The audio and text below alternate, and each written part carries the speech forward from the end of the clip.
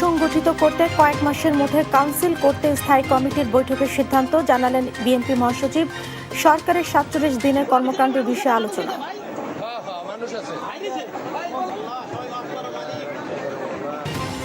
কেরানীগঞ্জের লাইটার কারখানায় আগুন, ৫ জন নিহত। হতাহত পরিবারের দায়িত্ব নিয়েছেন প্রধানমন্ত্রী, জানালেন স্বাস্থ্যমন্ত্রী।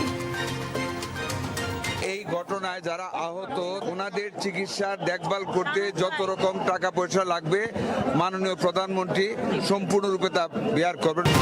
নিরবিচ্ছিন্ন জ্বালানি সরবরাহের নিশ্চয়তা চেয়েছেন ব্যবসায়ীরা। প্রধানমন্ত্রীর সঙ্গে বৈঠক, বাজেট সহায়তা দেবে চীনের এআইআইবি। গণভোটের রায় দ্রুত বাস্তবায়ন চায় ১১ দলীয় ঐক্য। রাজধানীতে বিক্ষোভ, গণভোট মানতে চায় না বিএনপি, অভিযোগ নাহিদের। ফুটপাত ও সড়কের অবৈধ স্থাপনা উচ্ছেদ, রাজধানী জুড়ে ডিএমপি অভিযান অব্যাহত। আইন না মানলে কঠোর ব্যবস্থার হুঁশিয়ারি। নতুন প্রতিরক্ষা ব্যবস্থায় মার্কিন যুদ্ধবিমানকে লক্ষ্যবস্তুর দাবি আইআরজিসির। হরমুজ প্রণালী দিয়ে জরুরি পণ্য সরবরাহ অনুমতি ইরানের। এবং যুব সাফ জয়ী ট্রফি নিয়ে বীরের বেশে ঘরে ফিরল ফুটবলাররা। হাতিরঝিলে জমকালো সংবর্ধনা বাফুফের, প্রত্যেকে পাবেন ১ লাখ টাকা।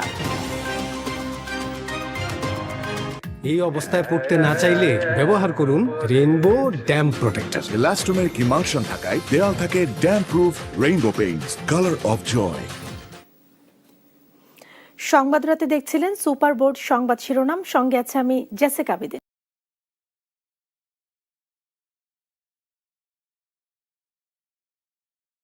বলতে সে একটা আতঙ্ক হয়, কিন্তু একটা রোগ ছড়ানোটাও মহামারী হতে পারে কোনো ক্যাজুয়ালিটি ছাড়াই।